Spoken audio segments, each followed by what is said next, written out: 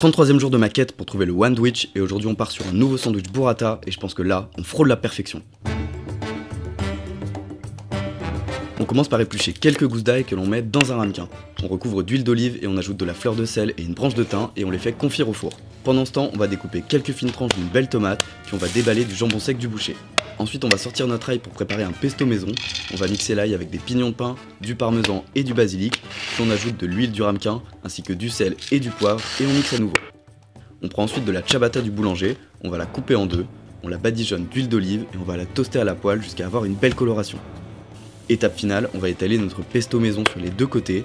On fait un petit lit de roquette que l'on va relever avec de la crème de balsamique. On dispose notre tranche de tomate, puis notre jambon sec avant d'ajouter la burrata.